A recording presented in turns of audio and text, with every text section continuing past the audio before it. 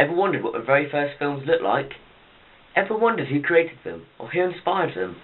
Or maybe who invented the devices they used to create them? Take a step through time with me in a documentary on early film. Let's step back in time to 1820, when inventor Christian Huygens invented the magic lantern. The magic lantern is a device that has a light source situated at the back that projects light through a painted glass slide onto a wall, which is usually white, to show the original image maximised to the wider audience. We then jump to 1879, when Charles-Aimé Reynaud invented the praxinoscope. The praxinoscope is an animation device that spins a strip of pictures around a spinning cylinder. It had mirrors in the middle that allowed you to see the animation on a still, flat surface fixed on one point. In 1889, Reynaud improved this device, making it able to project his animation to an audience. Similar to the thaumatrope is the zoetrope in 1867. It is basically the same animation device as the praxinoscope, but without the mirrors, and with slits to see what is going on. This is how Reynaud based his praxinoscope.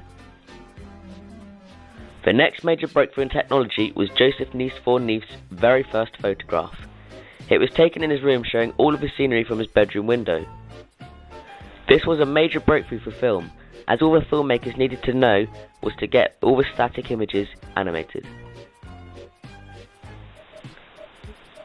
This allowed devices such as the praxinoscope and the magic lantern to project real images as well as user-made images. The first person to do this was a man called Edward Musbridge, who had a bet with another man that a horse lifts all four legs off the ground while running. The only way to prove who was correct was to line 12 cameras attached to tripwire on the ground the horse ran on. Musbridge took his results and stripped the image together to make an animation.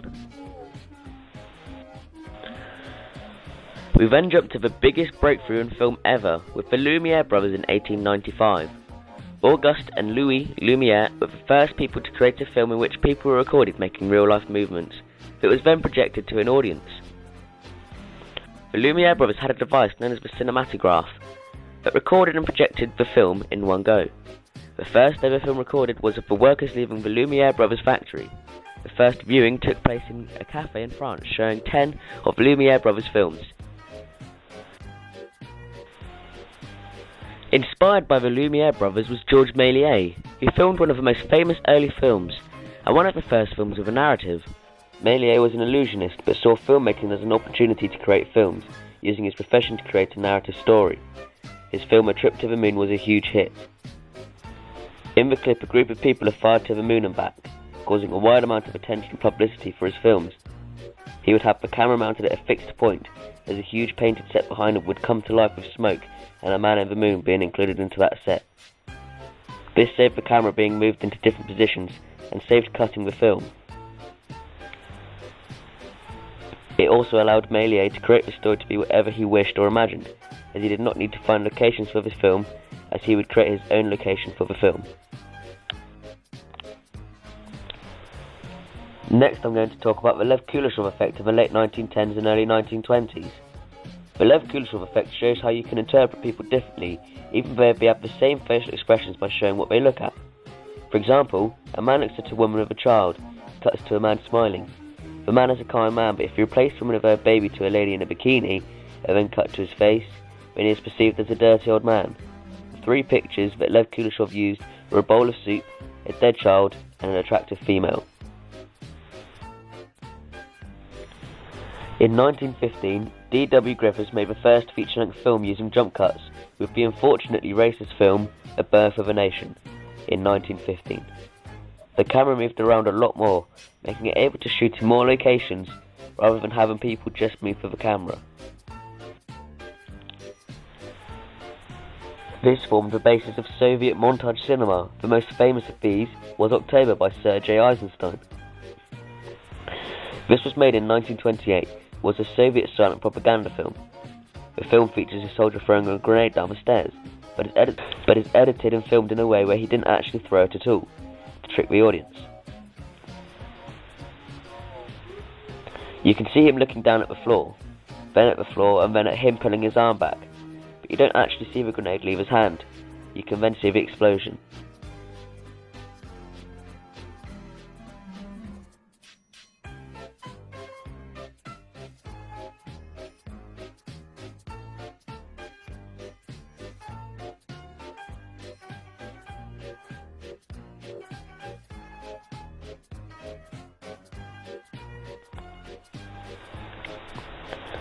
shower scene in Psycho is an example of montage. The eye does not see the knife stabbing the lady, but the quick cutting and use of blood tricks us to believe that it actually happened.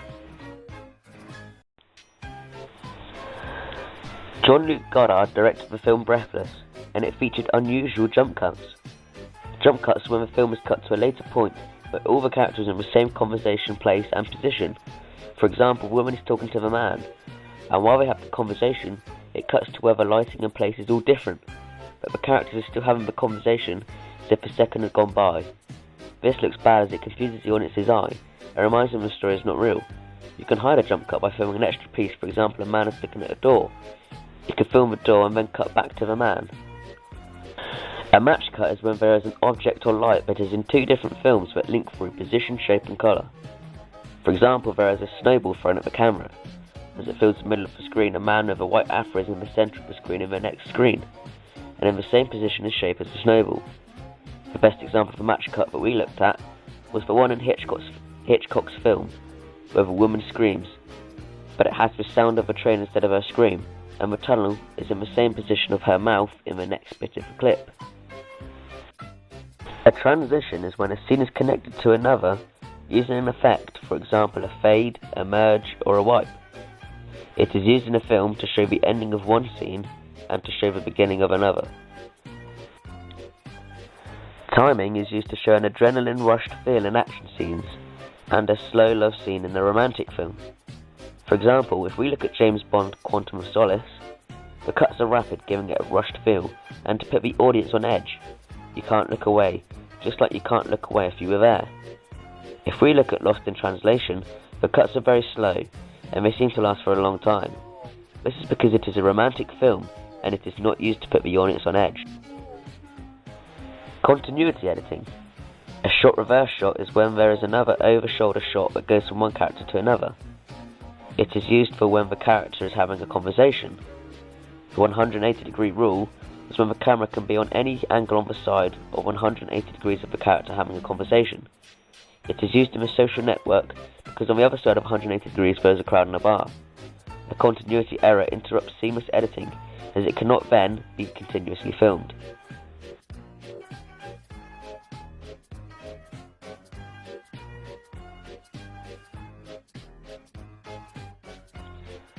Parallel editing.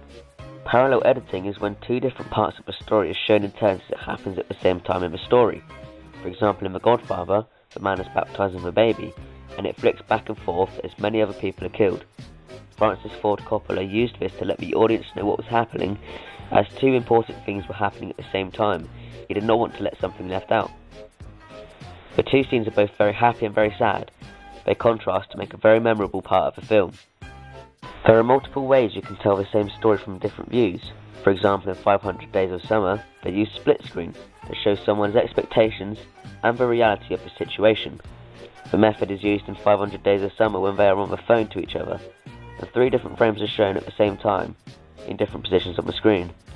I think the Thomas Crown Affair is better, as you can see multiple things at the same time without having to cut it. Differences between film and video. Latitude. Film has a smoother graduation than video between values. Colour. Film has more colour than videos, making videographers use PAL for better colour quality. Frame rate. Film shoots at 24 frames per second, whereas video has two halves set at 30, meaning it can have up to 60 frames per second, giving it a crispy smooth motion. Difference between analog and digital. Analog is a wave is recorded and is used from its first sound. For example, a signal is taken straight from the microphone and laid onto tape. Digital, like analog but sampled. The wave is taken and then sampled, turned into numbers and amplified onto a CD. What was the point in film at this time? The quality of the film was not great, only good enough to just make out what was being put in front of you on a screen. But to the people of that time it was fantastic, because they were not to know that the quality could be improved, and they had never seen any worse or better quality. So to the people it may have restricted what could be put in front of them, but it was good enough. Ease of use was difficult at this time, with the camera having to be set down on a fixed point, restricting what filmmakers could show. There was no track to put down and no dolly cams, and it was too heavy to hold for manual use. so the best way to show more was to have everything move on the screen, not the other way round. The cost of production would be quite high also, as the equipment used was top of the range at this time, and frustrating also as they had very limited things to show for this money. Fortunately, it was never seen before stuff for the audience, so a feature-length film full of explosions wasn't required to make the audience say wow. The very first film was shown at a cafe in France, but there was only one copy of the film, and so it could not be distributed to hundreds of countries at once.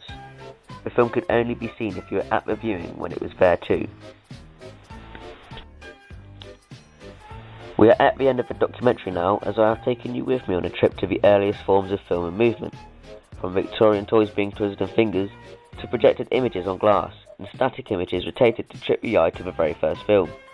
Next time you see the latest blockbuster in the cinema, remember the people that have inspired and created the films you munch popcorn to today. I've been your presenter. Good night.